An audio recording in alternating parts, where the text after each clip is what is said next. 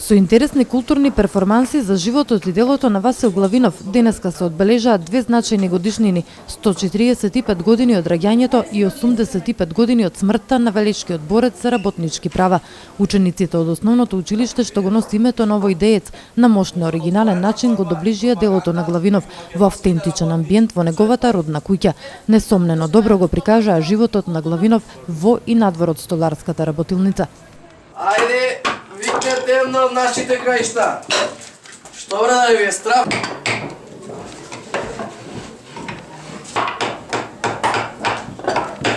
Во намерата да ги сочуваме сите културни вредности, како автентичната архитектура, традиционалните занети, етнолошкото богатство. А во исто време преку нив и преку историските вистини, да ги пренесеме на младите генерации, на младите поколенија на непосреден начин во директен контакт со историјата. Воодушевено од оригиналноста на историскиот момент и неговото автентично прераскажување, денеска беше и министерката за култура Елизабета Канчевска-Милевска. Не ги сокри емоциите кога учениците му дадоа достојна почит на човекот кој застана на чело на борбата за работнички права и достоинствен живот.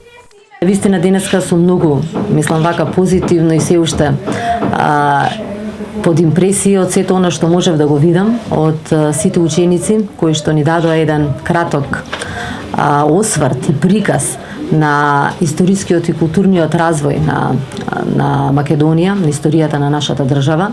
Сакам лично да се заблагодарам до сите професори, до сите наставници, до сите ученици кои што го дадоа овој прекрасен културен перформанс, кои што не подсетија, морам да кажам, на таа силна верба, на таа човечност, на таа силна енергија и борба за нашата држава, за нашата историја. Што значи идеалот, што значи сето она да те носи во животот за државотворните цели и пред се за нашата држава Република Македонија. На чествувањето на двојниот празник Велешани имаа можност да се потсетат на слободарските идеи на големите дејци за национална и социјална слобода.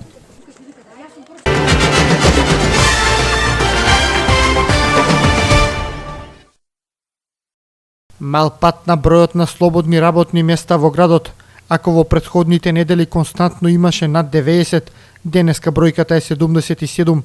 Така евидентирале во Агенцијата за вработување. Според тоа Велесен е 11-тото место во државата по бројот на слободни работни места. Први на листата речиси секогаш е Скопје и Битола, но и помали градови од Велес неделава имаат по поволна берза на трудот. Во Штип има 274 слободни работни места, во Струмица 203, во Кочани 136, Кавадарци 120. Неделава 13 фирми од Велес и околината бараат работници за плата помеѓу 8.800 и 10.400 денари. Најмногу 50 работници се потребни на определено работно време од 6 месеци за берба на земјоделски производи. Се бараат и 10 возачи на товарни возила за работа на 3 месеци, а неколку фирми вработуваат магационери, продавачи, келнери, машински техничари.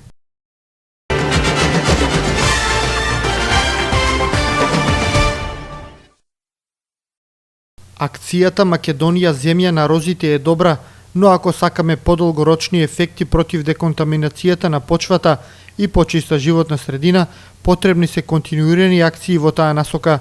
Од еколошкото друштво Вилазора велат дека застануваат за идејата на бизнис секторот оваа акција да продолжи и рози да се садат во текот на целата година, кога за тоа има поволни услови. Само така борбата за чиста животна средина ќе биде подобра и поефикасна. Е потребна да континуирана акција, не само за рози, него и за деконтаминација на земјоделските површини, па и на голините околу Велес, кои што навистина се еден извор на постојано загадување на градот. Поради неодговорното однесување на надлежните, во градот не успеа сличен проект со засадување на 7000 рози. Затоа еколошкото друштво Вилазора и натаму бара тие да се вратат на јавните површини за да се деконтаминира почвата. Ние ќе учествуваме, значи ние тоа го искажавме уште на првата седба што имавме во општината, меѓутоа бараме значи да се зголеми бројот на активните рози и оние што беа отстранети од јавните површини, кои што беа набавени со донации од швајцарската амбасада, да бидат вратени таму каде што беа. Освен рози во околината на Велес, треба да зачестат и пошумувањата. Според познавачите, на тој начин побрзо ќе се намалат последиците од штетните влијанија од работењето на топилницата.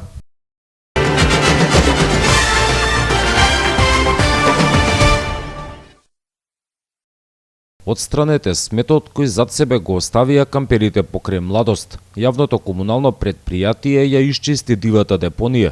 Согласно програмата за управување со отпад, Дервен предходните денови работеше на расчистување на комуналниот отпад и расфрлен градежен шут.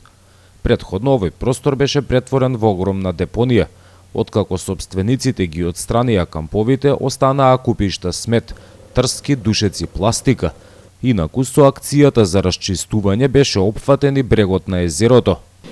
И тоа го завршивме согласно причекувајќи ја новата, да кажем, ајде, туристичка сезона, нели? Овеле почињаат пролетните месеци, тоа место ќе биде посетено во секој случај од нашите сограѓани, ние ќе се погрижиме таму да биде беспрекорно чисто. Деновиве Дервен смет собираше и покрај пругата Велес Битола. Се чистеше потегот од надвозникот кај Евана до мостот кај Узус. Комуналните служби утврдиле дека просторот е претворен во депонија од двете страни на пругата. Освен расфрланиот смет, се собираа суви гранки и неорганизирано зеленило. Од почетокот на мостот ке Благој Ѓорев, па се до крајот, да кажеме, скоро до нова населба, до керамидна, на целосно странување на шутот што се наоѓа околу пругата. Иако обемот, опфатот на пругата не е во собственост на општина Велес, ние решивме да ние тоа го направиме. Од јавното комунално предпријатие Дервен информираат дека со акциите се собрани големи количини отпад. Од двете локации се депонирани 500 кубици комунален смет.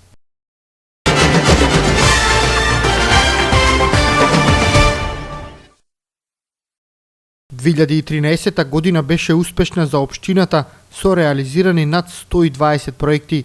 Тоа е знак дека сме на добар пат. Ова е ставот на градоначалникот Славчо Чадиев. Според него, вчерашните обвинувања на СДСМ за ниската реализација на буџетот се само манипулации и паушални тврдења во недостиг на аргументи, а целта е да се прикрие задоволството кај граѓаните. Процентот од реализација е за нив забуна, затоа што за нивното 20 годишно владење у Велес се нема направено толку реконструкции и толку објекти колку сега што се прават.